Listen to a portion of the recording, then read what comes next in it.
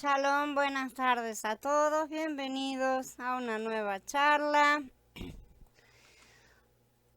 Shalom, Gaby, Noris, Diego, Ángel, Johnny, Meli, Maidali, Jairo, Lina, Claudio, Aníbal, Edu, Jorge, Alex, shalom a todos. Vamos a hablar acerca de los juicios de Yahweh. El juicio del trono blanco. Y vi un gran trono blanco y al que estaba sentado sobre él, de cuya presencia huyeron la tierra y el cielo, y ningún lugar, se halló para ellos. Vi también a los muertos, grandes y pequeños, que estaban de pie delante del trono, y se abrieron los libros, y se abrió otro libro, que es el libro de la vida. Y juzgaron a los muertos a base de las cosas escritas en los libros, de acuerdo a sus obras.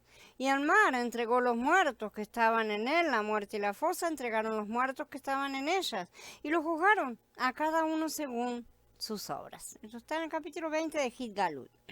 Observemos que todos estos hombres fueron juzgados de acuerdo con el mérito de sus obras. Nosotros somos salvos por gracia, aparte de nuestras obras, pero cuando tiene que ver con el juicio, aquellos que no han sido justificados por la sangre de Yeshua HaMashiach son juzgados de acuerdo a sus obras. Elohim no amontona a todos juntos como comúnmente se cree, para recibir el mismo castigo. Y Hanan continúa diciendo, los pasuquín que siguen, a la muerte y a la fosa, o sea, al Sheol o al Hades, depende de cómo estén en sus traducciones, las lanzaron al lago de fuego. Esta es la muerte segunda, el lago de fuego.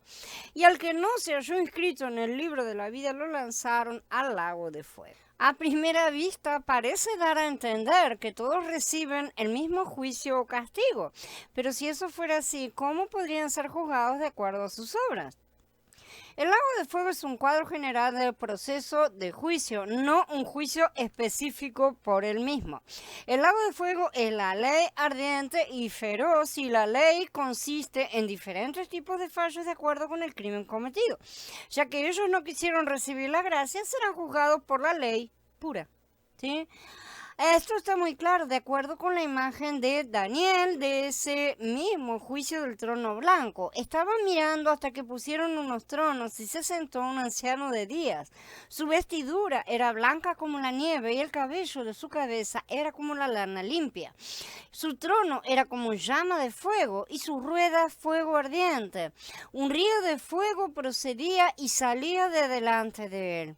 Miles de miles le servían y millones de millones estaban de pie delante de él. El tribunal se sentó y se abrieron los libros. Esto está en capítulo 7 de Daniel.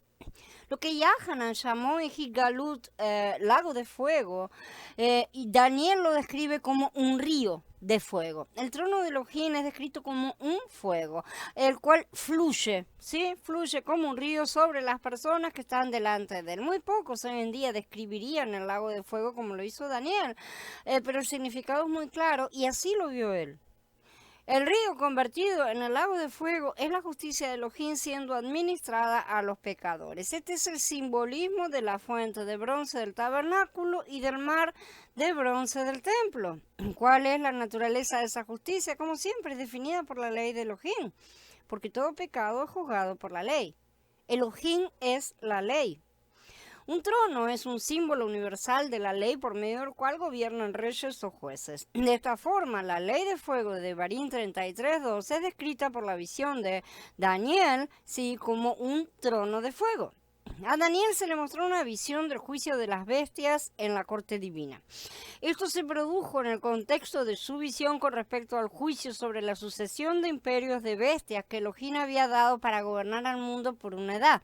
El reino de Elohim en la tierra, representado por el trono de David en Jerusalén, había terminado como una entidad nacional cuando el rey Nabucodonosor de Babel destruyó Jerusalén. Mientras estuvo cautivo en Babel, Daniel tuvo una serie de visiones y revelaciones que predijeron un largo cautiverio por una serie de imperios uno detrás del otro. La fase babilónica de ese cautiverio, representada en el capítulo 7, en el pasuk 4 como un león alado, esclavos y fueron solo los primeros 70 años de una esclavitud que sería mucho más larga. Y porque ellos no se quisieron someter nunca. Después de Babel se levantó Medo-Persia, representada como un oso. El siguiente imperio de la bestia dominante, Grecia, Macedonia, fue representado como un rápido leopardo. Roma vino a continuación representada como una bestia indescriptiblemente horrible con grandes dientes de hierro.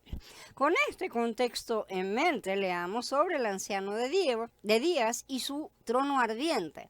Estaba mirando hasta que pusieron unos tronos y se sentó un anciano de Días. Su vestidura era blanca como la nieve, el cabello de su cabeza era como la lana limpia. La descripción de aquel que toma su asiento en el trono es similar a la que da Yahanan. Su cabeza y sus cabellos eran blancos como la lana blanca como la nieve y sus ojos eran como llama de fuego. Ya que Elohim es Ruach, ¿no es cierto? Como nos dice Yahanan, puede manifestarse en cualquier forma que él desee. Debemos preguntarnos por qué elegiría manifestarse de tal manera ante Daniel y ante Yahanan. ¿Por qué debería llamársele el anciano de Días? ¿Sí?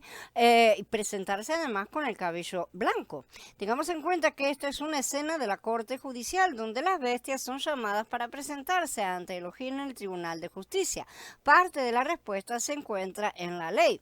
Delante de las canas te levantarás y honrarás el rostro del anciano. Respetarás a tu Elohim, yo soy Yahweh. Dice en Vayikra en el capítulo 19.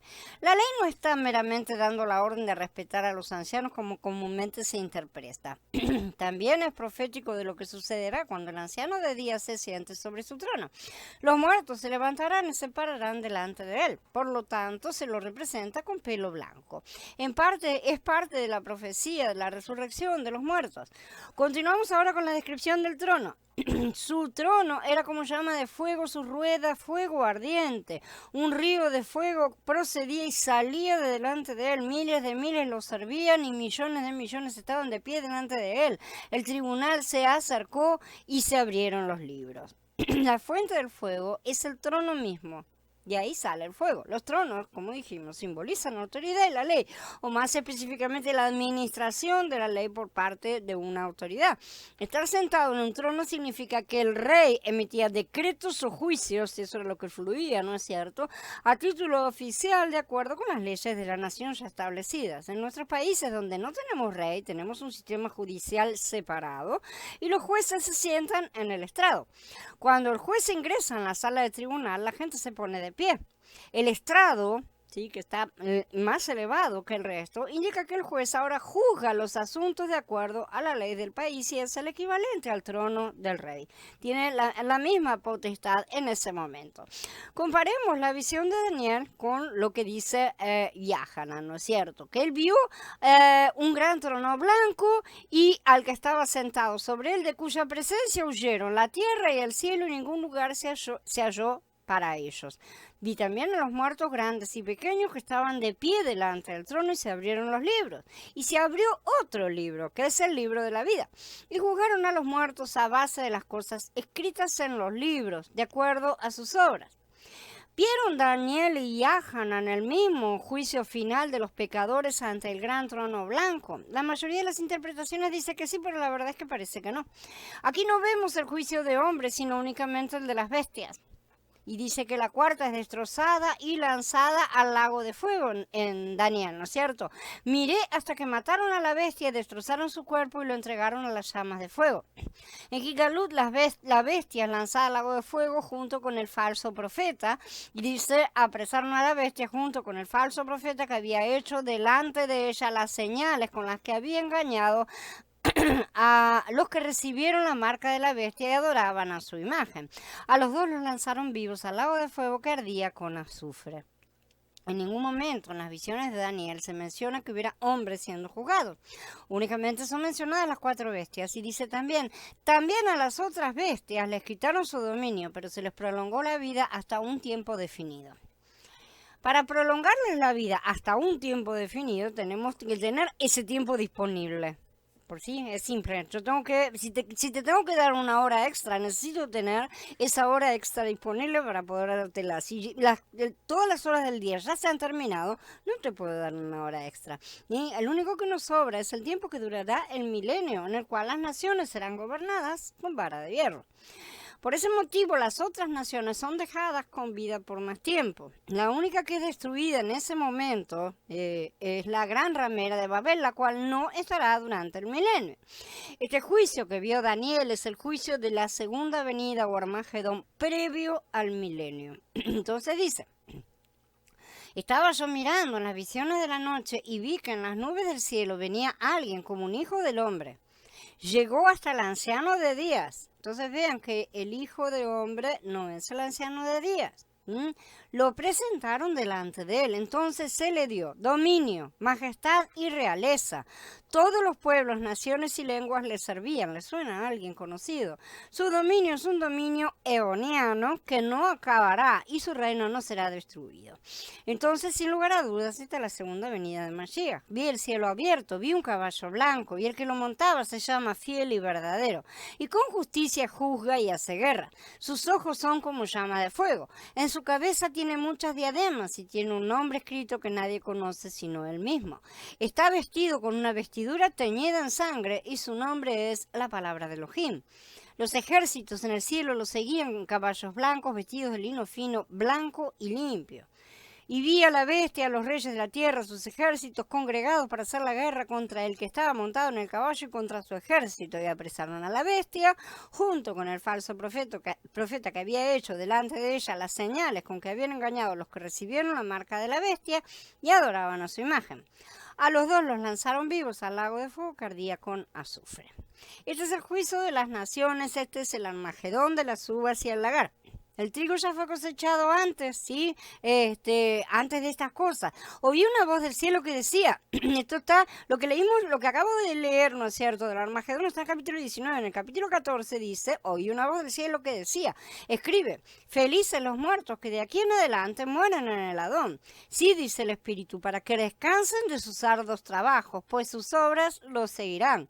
Y miré, y vi una nube blanca, y sobre la nube estaba sentado uno semejante al Hijo de Hombre. Tenía en su cabeza una corona de oro y en su mano una hoz afilada. Y otro mensajero salió del templo gritando a gran voz al que estaba sentado sobre la nube, mete tu hoz y cosecha, porque ha llegado la hora de cosechar, pues el producto de la tierra está maduro. Y el que estaba sentado sobre la nube lanzó su hoz sobre la tierra y la tierra quedó cosechada. Finalmente, el juicio del trono blanco mencionado por Yahanan es también el juicio de esta creación. Vi un gran trono blanco y el que estaba sentado sobre él, de cuya presencia huyeron la tierra y el cielo, y ningún lugar se halló para ellos. El cielo y la tierra huyeron. Esto implica precisamente la destrucción total de la tierra al final del ciclo completo de 7 días de milenio, que está dicho que él va a hacer todo nuevo, la posterior creación de nuevos cielos y nueva tierra.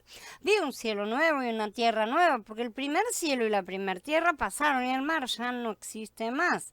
Y a la santa ciudad, la nueva Jerusalén, la vi descender del cielo de parte de Yahweh, preparada como una novia adornada para su esposo. Oí una gran voz que procedía del trono diciendo, esta es la morada de Yahweh con los hombres y él habitará con ellos y ellos serán su pueblo y Yahweh mismo estará con ellos como su Elohim y Elohim enjugará toda lágrima de los ojos de ellos. No habrá más muertes, ni habrá más llanto, ni clamor, ni dolor, porque las primeras cosas ya pasaron. El que estaba sentado en el trono dijo, miren, yo hago nuevas todas las cosas. Y dijo, escribe, porque estas palabras son fieles y verdaderas. Esto está en el capítulo 21 de Gilgalot. Todas las cosas serán hechas nuevas. Esto a la luz de lo estudiado en la serie de BCI que hemos visto, unido a la destrucción anterior mencionada, nos muestra el final en una serie de cataclismos cósmicos que terminarán con el periodo de tiempo realmente dedicado al juicio de Adán y la humanidad que de él desciende. Eso va a terminar. La tierra está destinada a ser destruida por el fuego y va a ser destruida por el fuego. Eso no quiere decir que los seres humanos tengan que ser destruidos juntos. Esa es la diferencia. Otro detalle aquí también mencionado es que este juicio será completo. Vi también a los muertos, grandes y pequeños, que estaban de pie delante del trono, y se abrieron los libros, y el mar entregó los muertos que estaban en él. Y la muerte y el Sheol entregaron los muertos que estaban en ellos. ¿Cuántos Hades tenemos? ¿Cuántos lugares de muertos hay? Y los juzgaron a cada uno según sus obras. Acá tenemos claramente dos grupos diferenciados de muertos, por lo menos, que serán resucitados. Los muertos del mar y los muertos del Sheol, que son también llamados grandes y pequeños. ¿Qué hace que haya muertos grandes y muertos pequeños? ¿Sí? Que además están en lugares separados realmente. Los grandes son los muertos del mar, aquellos primeros hombres Elohim que cayeron junto con el Adán primigenio, los que estaban de alguna manera y que no sabemos porque no conocemos todos los detalles, y junto con esa caída dejaron la tierra desolada y vacía. Ellos también serán juzgados según sus obras. Los muertos pequeños son los hombres de la humanidad adámica segunda y su lugar de espera es el Sheol. No están mezclados estos muertos. Shalom, Blanca. El juicio de la gran ramera. El otro ejemplo de juicio en las escrituras es donde la gran ramera profética de Gilgalut 17 y 18 es quemada con fuego. En Gilgalut 17:5 se la identifica como una Babel profética y así Yahanan aplica las profecías de la antigua ciudad de Babel a esta Babel profética. En su juicio vemos más de un aspecto de la ley bíblica. Páguenle tal como ella ha pagado y devuélvanle el doble según sus obras. En la copa que ella preparó, prepárenle el doble. Esta oración está de acuerdo con la ley que se encuentra en Shemot 22, que dice, si lo que robó se encuentra realmente vivo en su poder, ya sea un buey o un burro o una oveja, pagará el doble. Elohim entregó a su pueblo, sus ovejas, en las manos de Babel por solo 70 años, por lo que Babel fue divinamente autorizada para tomar posesión de Judá y Jerusalén durante ese tiempo. El profeta dice, ovejas perdidas eran mi pueblo. Sus pastores las extraviaron, las descarriaron por las montañas, anduvieron de monte en colinas, se olvidaron de sus prados de reposo. Todos los que los hallaban los devoraban, y sus enemigos decían, no se nos tendrá por culpable, porque ellos han pecado contra Yahweh, su verdadero prado, contra Yahweh, la esperanza de sus padres. Esto está en Yirmiyah 50. Elohim ciertamente vendió a Judá en manos de Babel, pero muy específicamente, Elohim vendió el trabajo de Judá a Babel durante 70 años. Sabemos que la esclavitud en las escrituras no implica la vida de la persona, sino simplemente su trabajo. La tierra de Judá también se vendió a Babel, pero la ley dice que Elohim es dueño de toda la tierra, por lo que la tierra no se puede vender para siempre. La tierra no debe venderse sin derecho a reclamo, porque la tierra es mía. Ustedes no son más que extranjeros que residen conmigo. Vayikra 25. En Yirmiyah 27, fui yo quien hizo la tierra, al hombre y a los animales que están sobre la faz de la tierra, por mi gran poder y mi brazo extendido, y la doy a quien me place. Los términos de la corte divina limitaron la autoridad de Babel sobre Judá durante 70 años, tiempo durante el cual podía tratar a los judíos como lo harían con cualquier otra oveja o esclavo. Si Babel hubiera accedido a liberarlos después de que se completara ese tiempo, podrían haber evitado el juicio de Elohim. Sin embargo, leemos en Yirmiyah 50, 33 y 34, así ha dicho Yahweh de los ejércitos, están oprimidos los hijos de Israel y también los hijos de Judá. Todos sus cautivadores los retuvieron. No quisieron dejarlos ir. Pero su Redentor es fuerte. Yahweh de los ejércitos es su nombre. Él abogará por la causa de ellos para dar reposo a la tierra e inquietud a los habitantes de Babel. Ese principio lo podemos ver también en el libro de Hanoch. Él llamó a 70 pastores y les entregó a esas ovejas para que las llevaran a pastar, y les dijo a los pastores y a sus acompañantes que cada uno de ustedes lleve de ahora en adelante a las ovejas a pacer, y todo lo que les ordene háganlo. Se las entregaré debidamente contadas, les diré cuáles deben ser destruidas y a esas háganlas morir. Y les entregó aquellas ovejas. Después llamó a otro y le dijo, observa y registra todo lo que esos pastores hacen a estas ovejas, ya que ellos destruyen más de las que yo les he mandado. Todo exceso y destrucción que sea ejecutado por los pastores, regístralo. Cuántas destruyen de acuerdo con mi orden y cuántas de acuerdo con su propio capricho. Pon en la cuenta de cada pastor la destrucción que efectúe. Lee luego el resultado ante mí, cuántas destruyeron, cuántas les entregué para su destrucción. destrucción. Que esto pueda ser un testimonio contra ellos para saber toda acción de los pastores, que yo los evalúe y vean lo que hacen y si se atienen o no a lo que se les ha ordenado. Pero ellos no deben enterarse. No debes contarlo a ellos ni debes advertirles, sino solamente anotar cada destrucción que los pastores ejecuten, una por una y al momento, y exponer todo eso ante mí.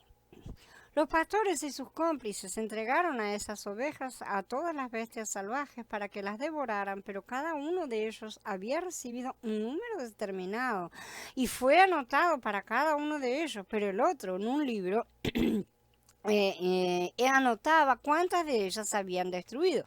Cada uno mataba y destruía más de las que le fueron prescritas, y yo comencé a llorar y a lamentarme por causa de esas ovejas. Esto está en el libro de Enoch, en el capítulo 89.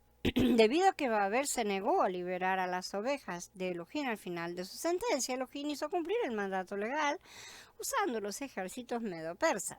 Lo mismo ocurre con la profética Babel de Gibalut, ¿sí? Ella también se ha negado a liberar a las ovejas de Elohim. Faraón nunca aprende, esa es la verdad. Y Hasatán Adam tampoco aprende nunca. No es este el hombre que nunca liberó a sus cautivos.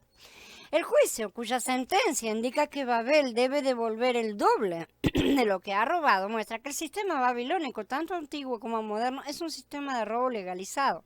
Si bien esto pudo haber sido legal durante el tiempo en que Elohim había vendido a su pueblo en sus manos por su pecado, porque se lo vendió por un tiempo, repentinamente se vuelve ilegal cuando termina el contrato, digamos, ¿sí? Y nuestra cautividad termina por mandato divino.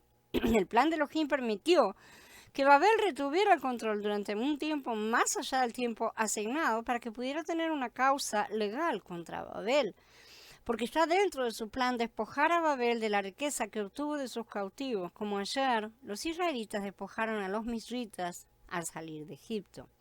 Si el sistema mundial de Babel hubiera liberado a la gente, los ricos varones del dinero podrían haber mantenido su riqueza. Pero en su orgullo pensaron que podían continuar cosechando indefinidamente los beneficios del juicio de Elohim sobre su pueblo, como Faraón siempre cree. Estaban equivocados, por supuesto, pero no está dentro de nuestro alcance continuar con este tema por ahora. Hemos escrito todo esto para establecer que la ley divina es la base del juicio de Babel. El otro juicio principal contra Babel es más relevante para nuestro estudio acerca del uso y aplicación del fuego en la ley de Elohim. Por eso, en un solo día le sobrevendrán las plagas, muerte, llanto y hambre, y la quemarán con fuego, porque fuerte es Yahweh el Elohim que la juzga.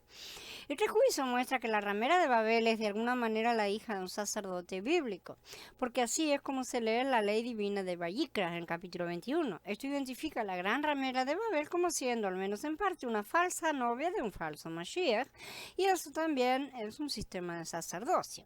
También, quizás es por eso que el Pasuk 16 describe a esta ramera como la que estaba vestida de lino fino y de púrpura y de escarlata, adorada de oro y piedras preciosas y perlas. Durante estos últimos siglos se han levantado la cuestión de si esta ramera es la Iglesia Católica, que usa estos colores. Sin embargo, los sacerdotes levíticos deben vestirse de esta manera. También, como leemos en Shemot 28, estas son las vestiduras sagradas que deberán hacer: un pectoral, un éfod, un vestido, una túnica con flecos, un turbante y un cinturón. Harán estas vestiduras sagradas para tu hermano Aarón y sus hijos, para que me rindan servicio sacerdotal. Ellos pues recibirán el oro, las telas azules, púrpuras y escarlatas, el lino fino. Harán el éfod de oro, de tela azul, púrpura y escarlata, de lino fino torcido, elaborado con diseños. Las piedras preciosas, por supuesto, eran parte del éfod, ¿sí? Que el sumo sacerdote usaba como un peto aquí en la frente. En esa coraza había 12 piedras preciosas enumeradas en Shemot 28. Sí, se dice en el Pasuk 21 que representan a las 12 tribus de Israel. Otras cosas ya las hemos estudiado también. Sin embargo, no hay perlas en la vestimenta del sumo sacerdote. ¿Por qué mencionaría Yahanan las perlas en su descripción de la gran ramera? Es porque las perlas tienen un significado simbólico bastante similar al de las piedras preciosas. En Gigalú 21 se nos habla de la Nueva Jerusalén y dice que tenía un muro grande y alto. Tenía 12 puertas y a las puertas había 12 malajim y sus nombres escritos sobre nombres escritos, que son los nombres de las 12 tribus de los hijos de Israel. Las 12 puertas eran 12 perlas, cada puerta fue hecha de una sola perla. La plaza era de oro puro como un vidrio transparente. Un poco más adelante, en otros lugares dice, el muro de la ciudad tenía 12 fundamentos y sobre ellos los 12 nombres de los enviados del Cordero. Los cimientos del muro de la ciudad estaban adornados con toda piedra preciosa, así que vemos todos los elementos. Mientras que las puertas de la ciudad son 12 perlas, que son las 12 tribus, y los fundamentos del muro son 12 piedras y preciosas, los 12 apóstoles. Así vemos que las piedras preciosas y las perlas representan a las 12 tribus de Israel en las 12 etapas soberas que son Pesaj y Shavuot. Llamarás a tus muros salvación y a tus puertas alabanza, dice Yeshaya. Esto es un juego de palabras porque Yahudá significa alabanza, como sabemos. Así que en este caso Yahudá representa a todas las tribus, porque en ese día el rey de Yahudá, que es Yahshua, salvación de Yah, gobernará todas las tribus de una nación, así como sobre toda la tierra. Aunque las perlas no se usaron en las vestimentas del sumo sacerdote, sí vemos perlas en el libro de Gigalut. Entonces tenemos que tener esto en cuenta. Su uso en las prendas de vestir de la gran ramera es parte de sus marcas de identificación. Incluso cuando las piedras preciosas en el éfod del sumo sacerdote lo identificaron como un sacerdote de las 12 tribus de Israel, también las prendas en la prenda de vestir de la gran ramera la identifican como la hija de un sacerdote de Israel. Todo esto sirve para mostrar que el juicio de la gran ramera está de acuerdo con la ley divina. Esta es la hija ramera de Adán Satán, su hija, su esposa, su consorte, la falsa religión que acompaña al falso reino. El factor del juicio final relevante para nosotros aquí está en Gigalut 18. Un malaj poderoso tomó una piedra, como una gran piedra de molino, y la arrojó al mar, diciendo, con una violencia así, derribarán a Babel, la gran ciudad, y nunca más se hallará. La pregunta aquí es si la piedra de molino representa a Babel en sí misma siendo arrojada al mar, o si esta es una imagen de la lapidación o ejecución de la gran ramera antes de ser quemada con el fuego, porque la hija del sacerdote debía ser lapidada primero. El texto podría entenderse de cualquier manera, ¿tá? En sentidos irrelevantes. Nos damos cuenta de lo que es esta ejecución. Sí sabemos que la gran ramera se encuentra sentada sobre muchas aguas. Eso sí, no sería exagerado ver que la piedra de molino estaba siendo arrojada al mar porque allí estaba ella sentada mientras era apedreada en el juicio. Y esto nos llevaría a una otra supuesta ciudad, ¿no es cierto? Si es así, entonces esta gran piedra de molino parecería hundir su trono bajo las olas del mar, espiritualmente, literalmente, no lo sé, una vez más, pero esta vez para siempre. Las tinieblas de afuera. Esta expresión aparece 3 veces en Matías. La primera de ellas es cuando el centurión le pide a Yeshua que sane a su siervo, y Yeshua le dice, cuando Yeshua oyó esto se maravilló y dijo a los que lo seguían, en verdad les digo que no he hallado tanta fe ninguna en Israel. Y les digo que muchos vendrán del oriente y del occidente, se sentarán con Abraham, con Isaac y Jacob en el reino del cielo, pero a los hijos del reino los echarán a las tinieblas de afuera. ¿Quiénes van a echar afuera? Hijos del reino. No son adoptados, no son vecinos, no son contratados para el servicio, no, son los hijos del reino. Allí será el llanto y crujir de dientes. Matías 8. Aquí Mashiach alaba la fe de un centurión romano y asegura que no halló ninguna como esa entre los hijos de Israel que pudiera superarla. Entonces aprovecha para indicar que muchos serán traídos de todas partes de la tierra, se sentarán con los patriarcas de la promesa, sí que era el estribillo que repetían todos, ¿no es cierto? Que van a estar sentados con los patriarcas, y estas personas van a entrar con ellos en el reino del cielo, mientras que los hijos del reino serán expulsados. Como podemos ver, aquí Yeshua está hablando de los judíos porque los llama hijos del reino. Él se está refiriendo a Israel. Como ellos rechazaron entrar en la era de Pentecostés, en la era de Shavuot, serían cortados de entrar en el reino de los cielos, la era de Sukkot. Pero tenemos otras parábolas que nos brindan más información acerca de estas cosas. El reino del cielo es como un rey que celebró la fiesta de bodas para su hijo. Envió a sus sirvientes para llamar a los que habían sido invitados a la fiesta de bodas, pero no quisieron asistir. Volvió a enviar otros sirvientes con el encargo de decir a los invitados, miren, he preparado mi banquete, mis toros y animales cebados ya están preparados, todo está listo, vengan a la fiesta de bodas. Pero los invitados no le hicieron caso y se fueron, uno a su campo, otro a su negocio, otros agarraron a sus sirvientes, los maltrataron y los mataron. Entonces el rey se puso furioso, mandó a sus tropas a matar a aquellos asesinos y quemar su ciudad. Esto está en el capítulo 22 de Matías. Este rey había preparado todo para las bodas de su hijo, el príncipe heredero, pero todos los convidados se excusaron de participar y se fue cada uno a su asunto de vida. Llegaron inclusive a matar a los siervos del rey que habían ido a convidarlos y por eso fueron muertos por los soldados del rey y su ciudad fue destruida. ¿Ya les llegó el convite? ¿Ya les llegó la invitación? ¿Cuál fue la respuesta que han dado? ¿Están revisando sus campos? Cuidado, que no sean encontrados como aquellos. El rey es obviamente Yahweh. El príncipe es Mashiach. Se refieren a la boda del Cordero y este va a ser el milenio. Sí, algunos han dicho que los sirvientes maltratados y muertos eran los profetas y el resto se refiere a la destrucción del reino de Judá, el exilio en Babel, pero esto estaría fuera de cronología, o sea que las bodas del Cordero son, como dijimos, el milenio, por no mencionar el hecho de que el propio Yeshua es el que narra esta parábola cientos de años después del exilio. O sea que no da el anacronismo. Este es el convite realizado a los judíos remanentes de la era de Pesaj para entrar en la era de Shavuot. Pero ellos prefirieron sus campos, sus negocios, persiguieron a los primeros creyentes judíos mesiánicos y los mataron. Entonces Yahweh envió a los romanos a destruir Jerusalén y el templo y matar a aquellos asesinos. Esa es la correcta interpretación de esta parábola. Entonces Yahshua continuó. Luego le dijo a sus sirvientes, la fiesta de boda la verdad está preparada, pero los invitados no eran dignos. Así que vayan a las encrucijadas de los caminos e inviten a mi fiesta de boda a todos los que encuentren.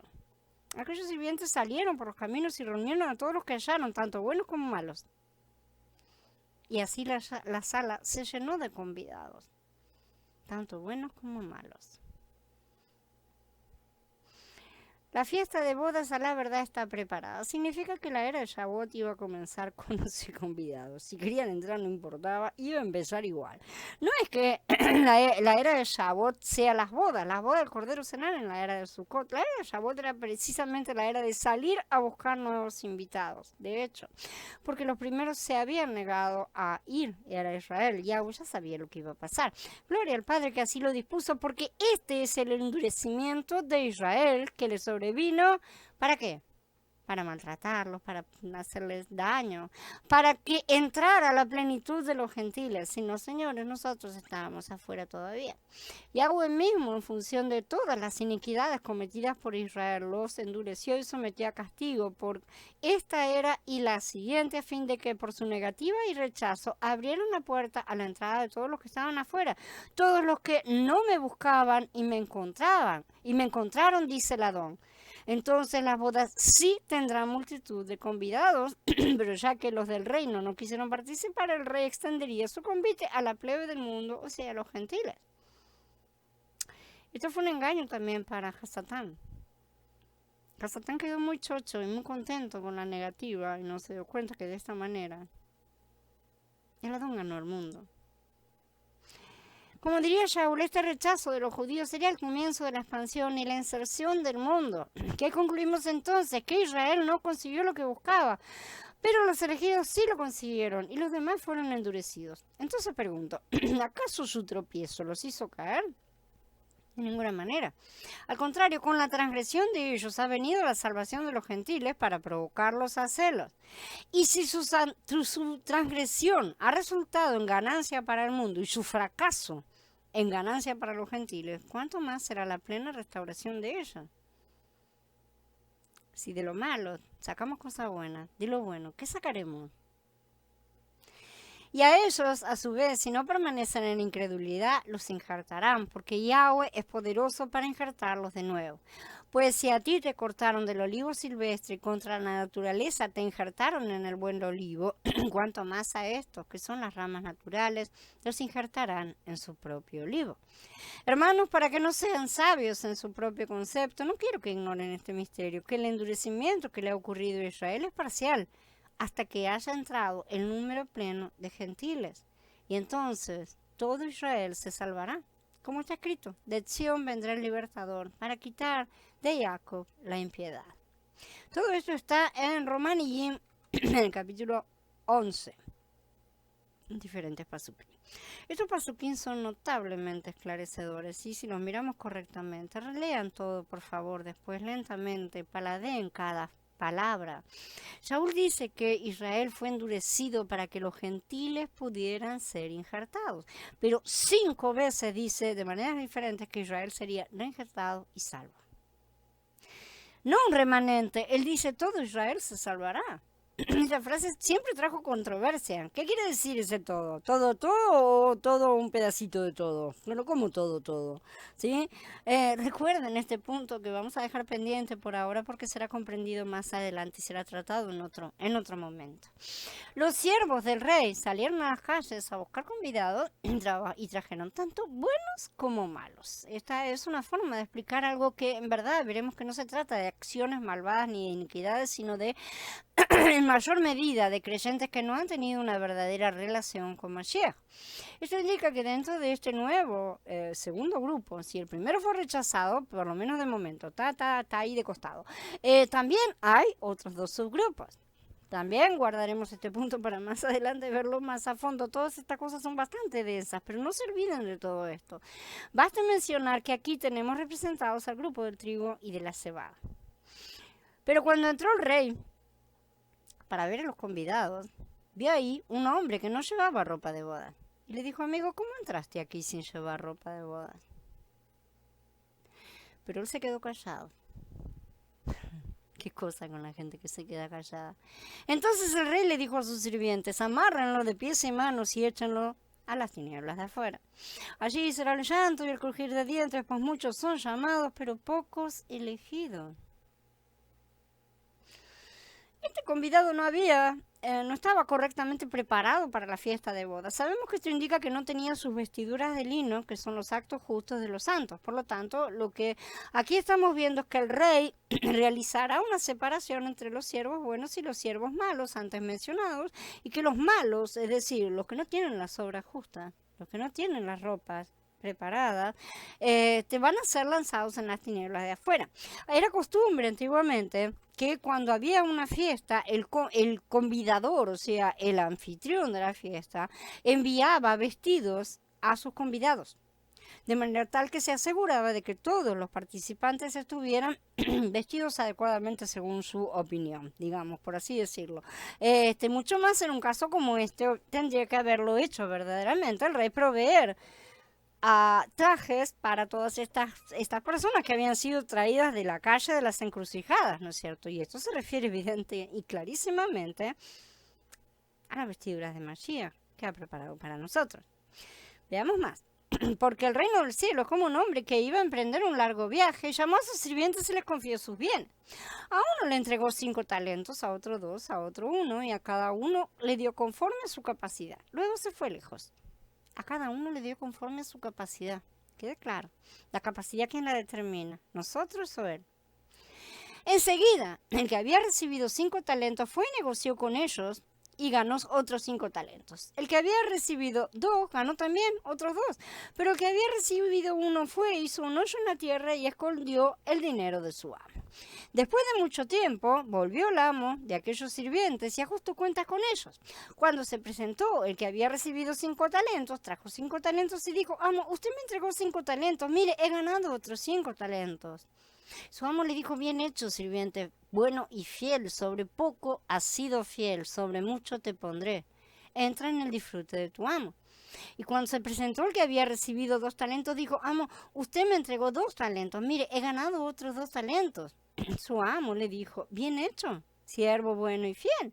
Sobre poco has sido fiel, sobre mucho te pondré. Entra en el disfrute de tu amo.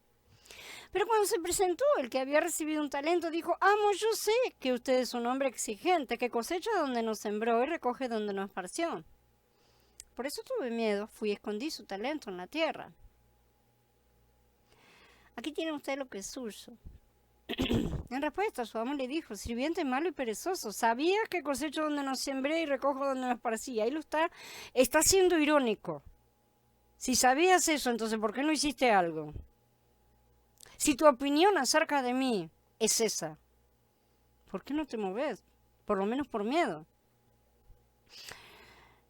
Tendrías que haber depositado mi dinero en el banco para que al venir yo recibiera lo mío con intereses. Así que quítenle el talento y dénselo al que tiene 10 talentos. Porque a todo el que tiene se le dará más y tendrá en abundancia. Pero al que no tiene, aún lo que tiene se le quitará. ¿Van a seguir siendo mezquinos? ¿Van a seguir siendo silenciosos? ¿Van a seguir enterrando el talento? Tinieblas de afuera. Al sirviente inútil, échenlo a las tinieblas de afuera. Allí será el llanto y el crujir de dientes. En este caso, los tres individuos son creyentes, porque los tres son llamados siervos y porque los tres han recibido talentos del mismo amo. Sin embargo, cada uno está siendo juzgado en cuanto a lo que produjo, es decir, a lo que hizo con lo que había recibido. Esto debemos relacionarlo con el asunto de los azotes que hemos visto también, ¿no es cierto? Vemos que los dos primeros siervos son premiados y entran en el disfrute del amo, y esto se refiere al milenio. Estos son los vencedores que gobernarán con él durante el milenio. Los dos primeros son lo mismo, porque a pesar de que uno recibió originalmente más talentos que el otro, los dos produjeron proporcionalmente lo mismo. Los dos duplicaron lo que habían recibido. Por eso los dos reciben el mismo premio. Pero el siervo que no produjo nada, sino que enterró su talento en la tierra, no se ocupó de producir, es decir, lo colocó debajo de las cosas del mundo y debajo de sí mismo, ya que somos tierra, ¿no es cierto? De ese se dice que fue castigado y lanzado en las tinieblas de afuera. Nuevamente encontramos la misma expresión. De esto se desprende que no todos los creyentes, ni no todos los vencedores recibirán la misma recompensa. Las recompensas serán de acuerdo a nuestras obras, como está escrito. Lamentablemente muchos cristianos continúan confundiendo salvación con santificación. Creen que por haber recibido la gracia de la salvación automáticamente ya tienen coronita. Pero esas son las personas normalmente que han enterrado su talento y se niegan a hacerlo producir. El cristianismo ha tenido gran éxito en incrustar esta idea en el corazón de los creyentes. Continúan con sus vidas mundanas, no colocan la obra del Padre como prioridad de sus vidas e insisten en aceptar que las circunstancias del mundo, que son hábilmente manejadas por Satán, sabemos, los afecten alejándolo de su verdadera tarea. En realidad ellos no quieren seguir al Padre, entonces cualquier cosa les viene bien como distracción.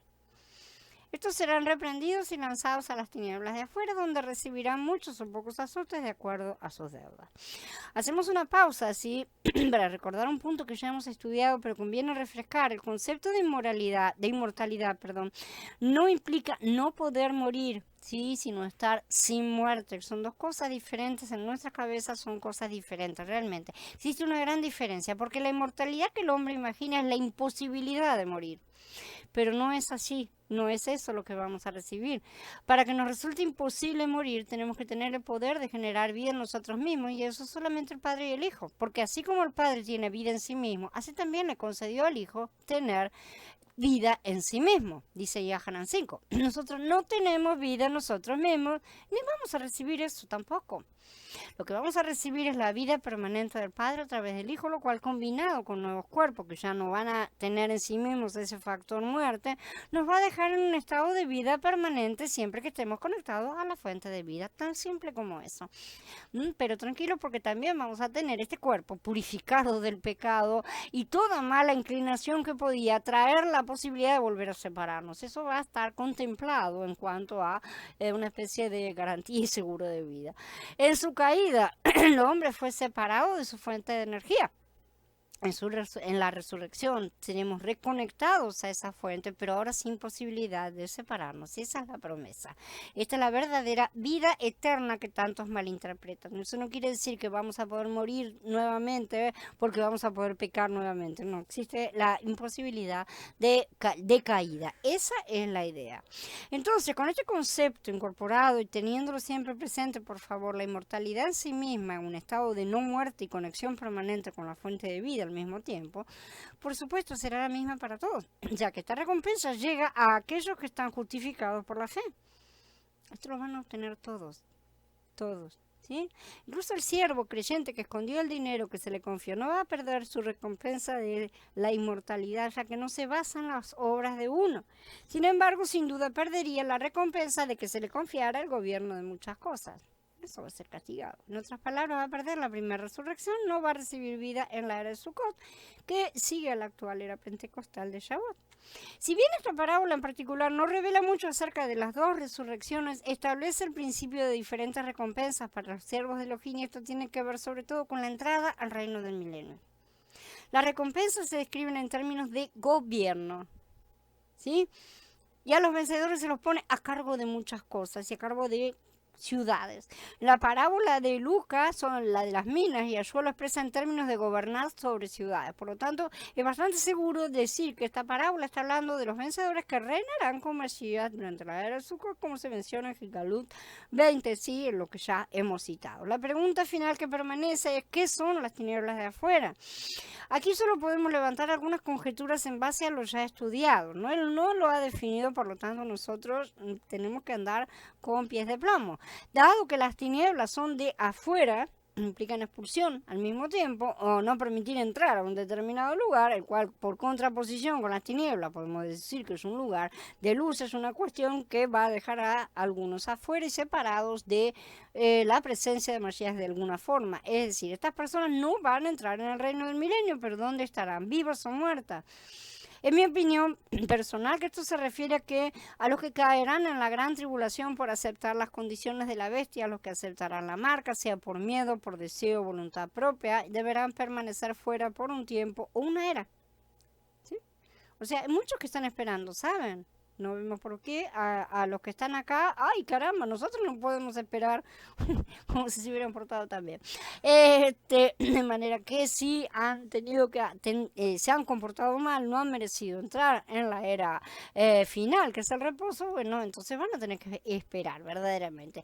Ya hemos discutido acerca del estado en el que se encuentran los muertos, ¿no? El lugar, y es un estado de plena conciencia, aunque se dice que los muertos duermen, eso en lenguaje bíblico sabemos que significa estar muerto, como Yahshua mismo empleó la palabra tantas veces. Los muertos ciertamente no pueden hacer nada, por supuesto, no pueden influir en la materia ni tampoco en el plano espiritual, es cierto eso, pero están en espera, sí, como así estuvieron ante los muertos de las eras anteriores, lamentándose por su negligencia que los ha colocado en tan mala situación. Mientras son trabajados, reciben latigazos de remordimiento de alguna forma espiritual, y yo no estoy ni estuve ahí y espero no estar tampoco.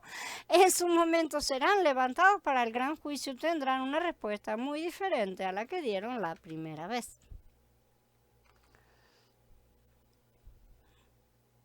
Bien, ahora sí, habiendo terminado, vamos a dar por encerrada la charla. Les agradezco la presencia. Quiere el Adón seguir revelándonos todas estas cosas y abrirnos el entendimiento para que no seamos hijos negligentes. Shalom a todos, amados, y que el Adón siga bendiciendo.